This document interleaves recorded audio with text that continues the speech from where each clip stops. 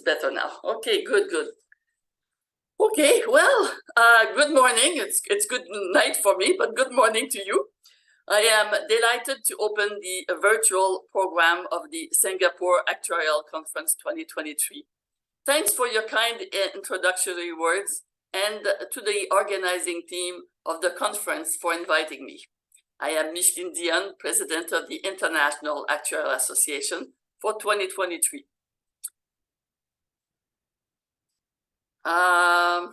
There is two topics that I would like to address with you today.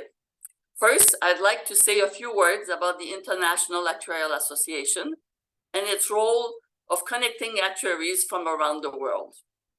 Second, I have been invited to talk to you about our responsibilities as actuaries regarding climate-related risks. The IAA, through its Climate Risk Task Force, has developed a series of papers to help actuaries learn about climate risk. Today, you're not going to hear from a climate expert, but from my IAA president perspective. You may not know much about the topic, and that is quite fine, because I want to pique your interest and curiosity to come out of this talk and want to know more about the topic, and why not? Maybe read the papers that the IAA has put together, having you especially in mind. And at the end, there will be a question period, so please prepare your questions. I'm waiting anxiously for them. So what is the IAA? It's an association of associations regrouping over 100 actuarial associations across the world. It is mainly a volunteer association with 800 volunteers. Over the past years, we had 300 virtual meetings involving committees, forums, and sections. Twice a year, we meet in person while allowing for virtual attendance. The membership of the IAA is growing with the objective of having recognized qualified actuaries around the world. To get a better sense of the IAA, have a look at the attached map. The countries in orange are representing full member associations, while the ones in blue are representing associate members, which are aspiring to become full members and currently working on improving their qualifications. As you can see, the IAA has an excellent presence in North America, in Europe, in Asia, and in Oceania. Over the past few years, there's been many associations from Latin America reaching the full member status, and Africa too is making progress, and we're looking forward to an improved recognition of actuaries over there. The mission of the IAA is focused on three important pillars: representing the profession with the supranational organization, and with our contribution have an impact on their view of the value that are brought by actuaries. Second, assure the profession through model standards of practice, actuarial notes, education standards, and professionalism. And third, advance the actuarial profession by providing forums of discussion on topics of actuarial interest and by developing material to help actuaries in building further their expertise. And it's on the advanced part of the IAA mission that I will focus my talk for the remainder of the address today, and more specifically on the importance of considering climate-related risk, for which I hear you have considerable interest. After a year of preparation and discussion in 2020, the IAA officially launched its climate-related risk initiative. 7 papers were planned with the goal of sensitizing the actuaries about the importance of climate risk. Also, the topic of paper 1, which introduces the importance of the climate risk. The second paper was to guide actuaries in understanding and have access to the science of climate, as there is so much information out there that it is very hard to determine where to focus. Other papers were all about application into actuarial work.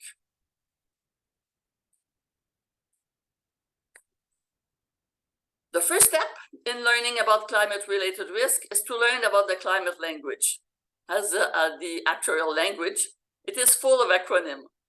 For that purpose, and to facilitate the reading of the IEA climate papers and climate literature in general, the series of papers is accompanied with a glossary. Rarely a glossary at the IEA has been proven so useful. As I said, my goal today is to pique your interest so that you can learn more about climate-related risk.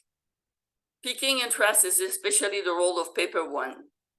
Each paper can be found on the IEA website under publication/papers/climate, and it is accessible to all as public information. And each paper is reasonably short, so no excuse not to read them. So about 15 to 40 pages, depending on the topic.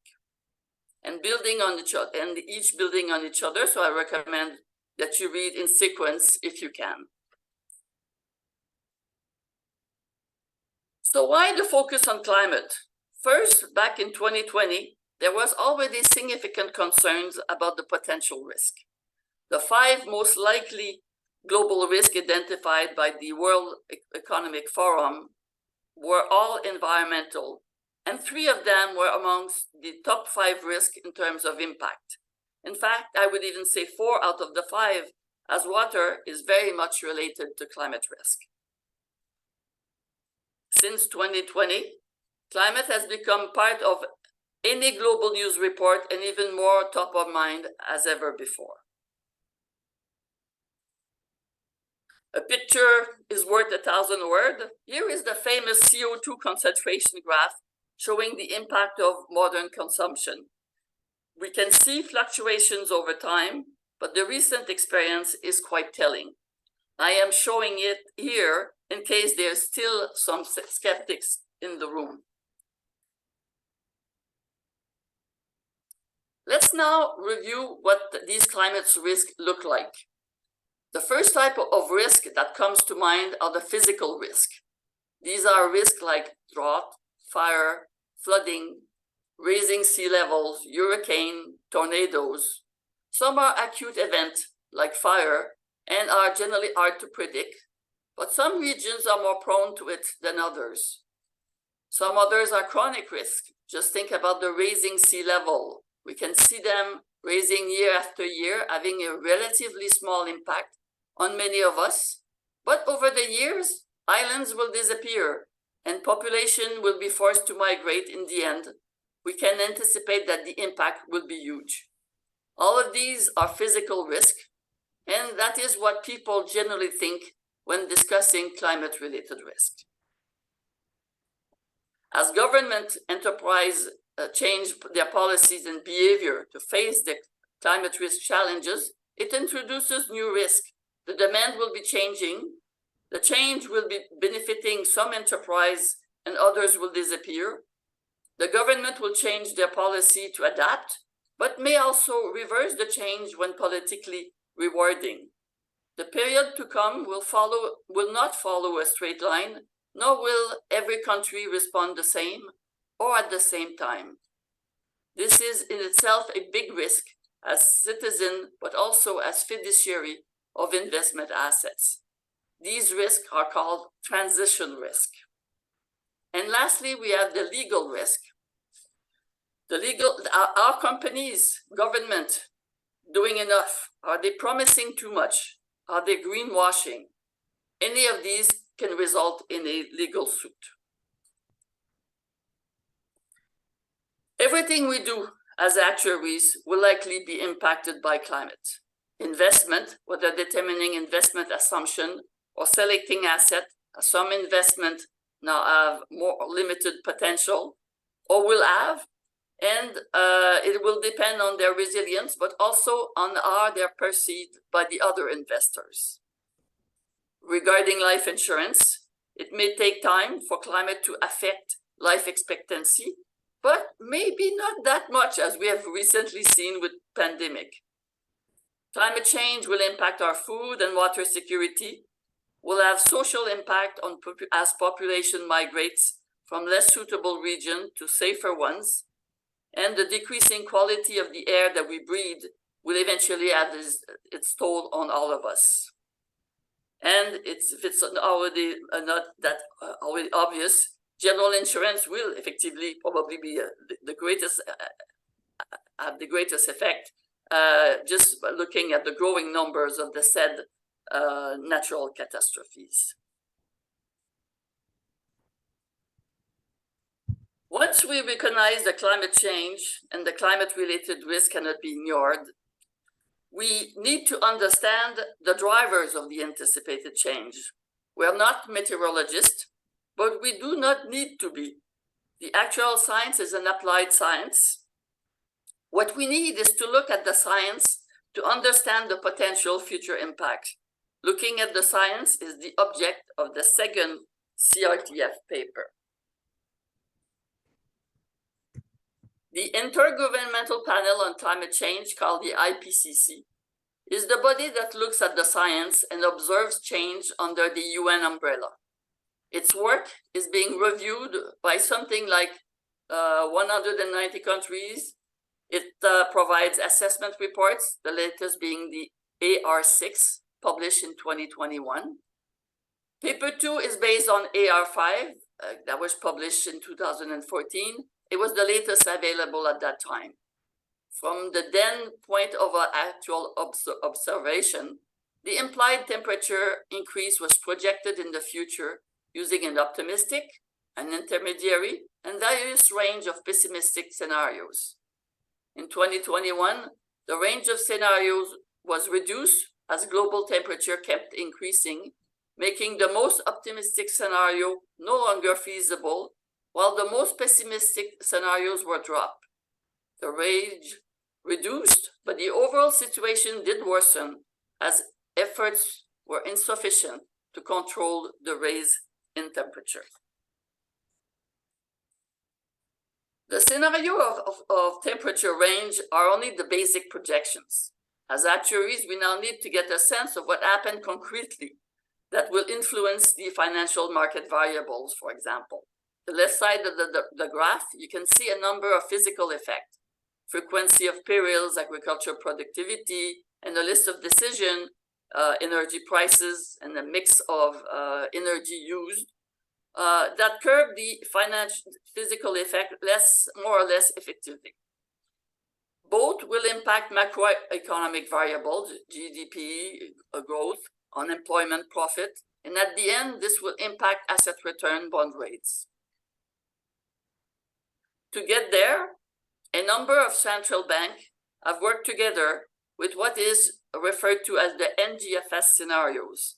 There are 4 types of basic type scenarios: orderly scenarios where climate targets are met, disorderly scenarios where the climate targets are eventually met, but not following a smooth pattern, orderly scenarios where the targets are not met, and the worst type, disorderly and insufficient.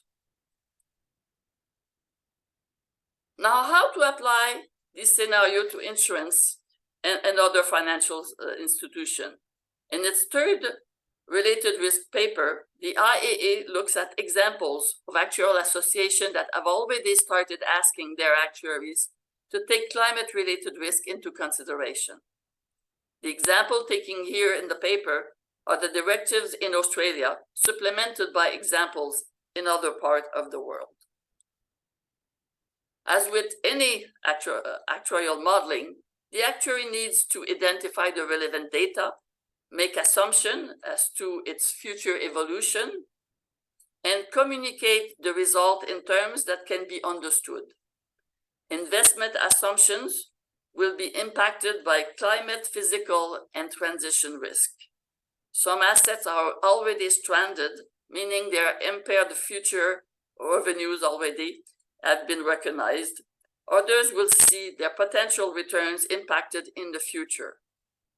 Mortality and morbidity assumption will be impacted by the change in living conditions, by pandemic and other disease, and by social changes. And with general insurance, the impact will not just affect the next year of claims, but also the ability to provide insurance in the future. the longer-term viability of the enterprise. The scenario projections will need to include additional considerations that have not necessarily been top of mind for most of us so far. We would now need to project potential actions from governments, from regulators, from shareholders in reaction or in adapting to climate change, with an estimate as to when such action will materialize. There are likely to be correlation between different climate risk and likely not for the best. It will generate demographic and macroeconomic shift affecting business plans, and business plans will need to specifically address needed changes in the underwriting practice, in product design, in investment practices. And because, as actuary, we will be facing a new paradigm, we will need to consult outside our practice to get external points of view, but also an updated point of view, as the future state will keep changing and we can take unexpected turns. I have referred to investment a few times already. Paper 4 is dedicated to investment. It looks at the different impact of climate-related risk, depending on whether the asset is an equity one, a bond, or a real estate. Fund fiduciaries and other financial institutions have obligations to take climate-related risk into consideration. To support that activity, jurisdiction has developed a taxonomy of sustainable activities. Certain activities are considered green, for example, climate change mitigation or adaptation, protection of resources, recycling, pollution control, protection of biodiversity and ecosystem, for example. And each of these categories are defined in the taxonomy. Taxonomies will evolve over time as progress is made. The definition may very well be tighter in the future.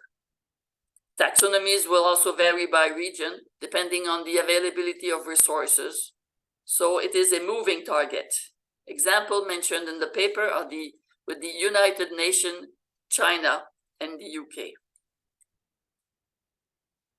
It is possible to measure risk at a portfolio level, and there are various measures for that.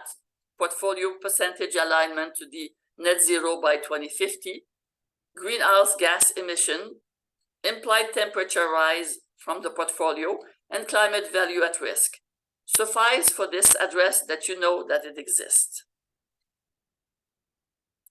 Another area of interest for actuaries is the disclosure of climate risk, which is the object of the disclosure. Just a second. Which is the object of paper 5, of course. Thank you. Sorry. Whoops, I think I've gone too far. Okay. Disclosure is important as it allows an understanding by the investors and the public of the level of preparedness of the upcoming climate changes. It also serves as an eye-opener for the public, but also internally.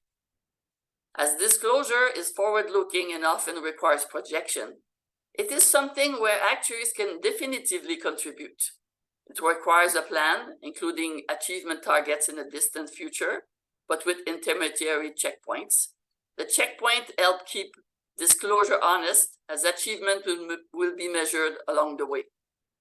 Without the checkpoints, it would be way too easy to do greenwashing. It introduces a good discipline. Since the publication of paper 5, the International Sustainability Standards Board has published their first 2 standards on the topic to be applicable by 2024. The last paper published by the IA series is one on adaptation. It's opposed to mitigation, which represents the effort to reduce the increase in temperature. Adaptation is about surviving in a less friendly environment and preparing for it. Both mitigation and adaptation are needed. Both require short and long-term thinking. Both are ways to manage uncertainties and are very much aligned with actuarial expertise and interest. So far, when risks have become too difficult to underwrite or price for, the solution has been to exit that line of business or the area causing the concern. And protection gap have increased, leaving more population at risk. Under that trend, insurance is a business with a doomed future. By looking at ways to reduce greenhouse gas effects, by encouraging and incenting population to better protect themselves in view of the change coming, actuaries can make a difference. Lobbying for a better building code, for example, could be useful, and as a useful example, of how to adapt and maintain a sustainable environment for the future. Paper 7 will be the last official paper of the IEA Climate Risk Task Force, and it's meant to address the broader issue of social security. Stay tuned, as it is expected to be released before the end of this year. As indeed, the CRTF will soon be able to claim job done, in fact, job well done. We are now thinking of how to build from there to help actuaries to be properly equipped to answer to the evolving needs.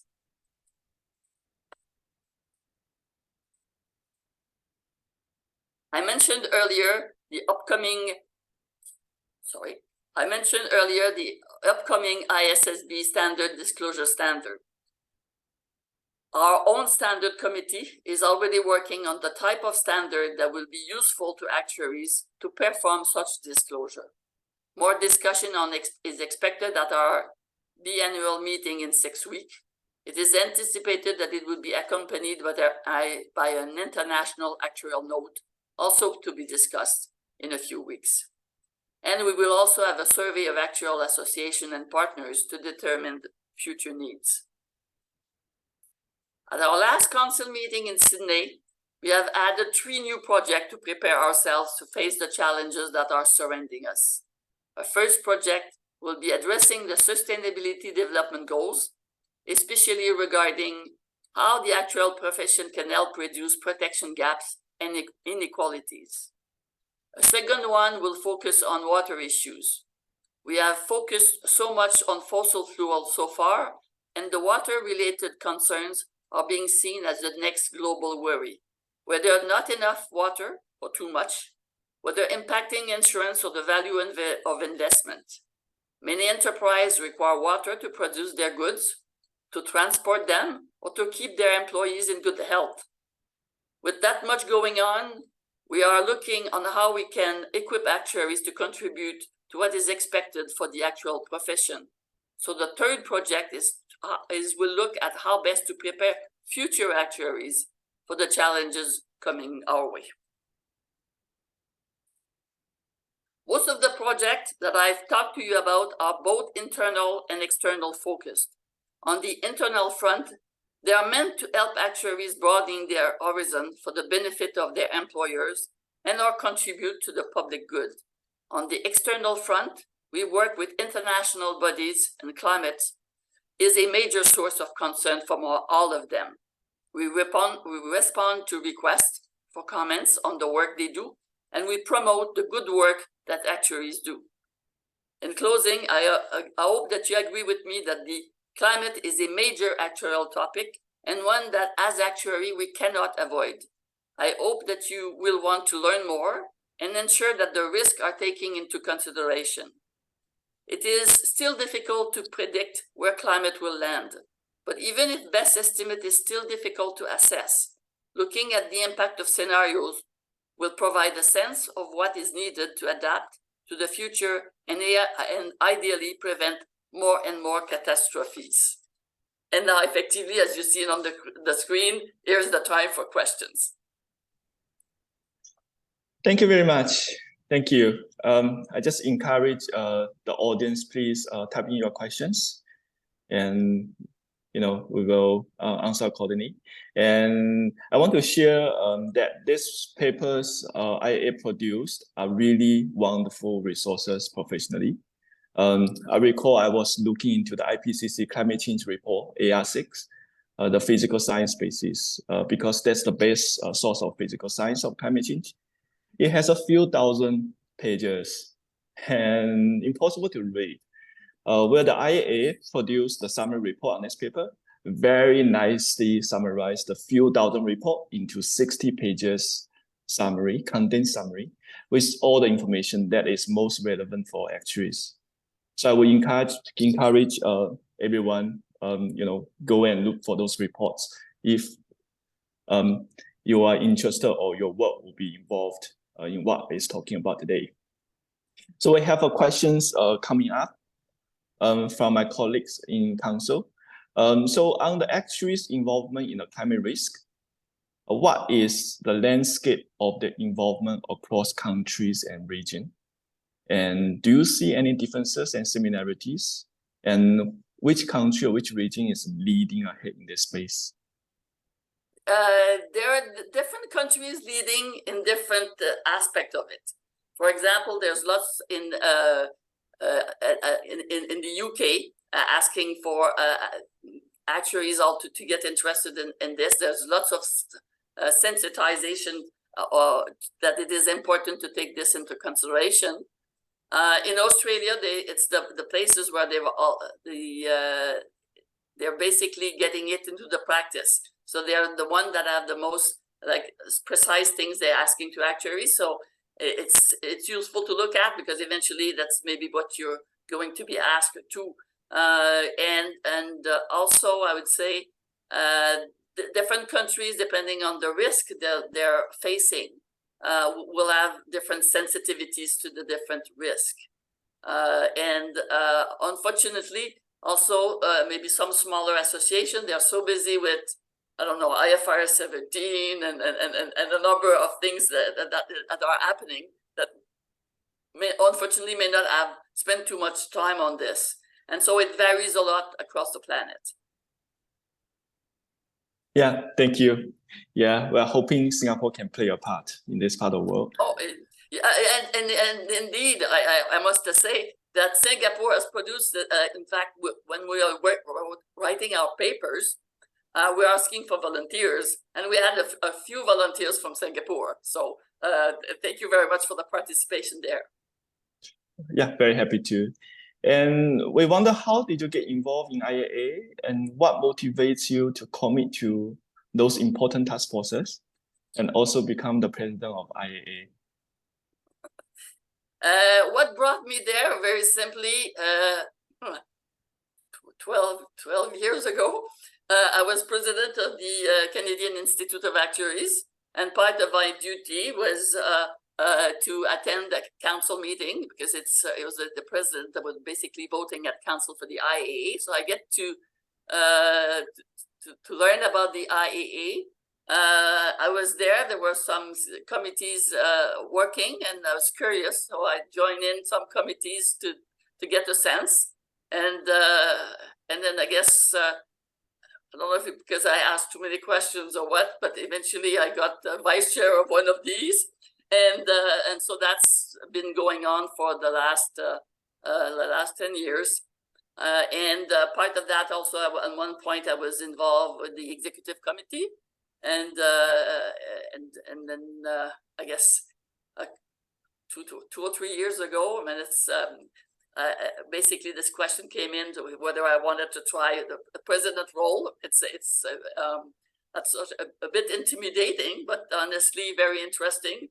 Very interesting in terms of the breadth of associations that we're working with all the different issues, and also the idea of helping the actuaries making a difference across the world, having more actuaries interested, and this sense that there's so many things that we have in common, and that we benefit from sharing together and working together. I mean, we're all coming from our different perspective, and while hearing the others, we get further. So, and that's definitively what I like the best about the IA. Thank you. Yeah, it's exciting.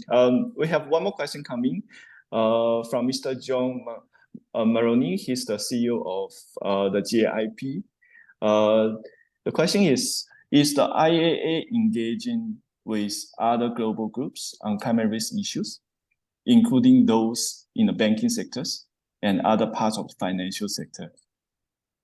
Well, it's one of the probably the one of the what we call it supranationals that we're very much involved too, where we have basically identified a number of supranationals that we call tier 1 supranationals. One is the International International Association of Insurance Supervisors. Excuse me, we have so many acronyms. And they're definitively interested by all these questions about the modeling, but also protection gaps, and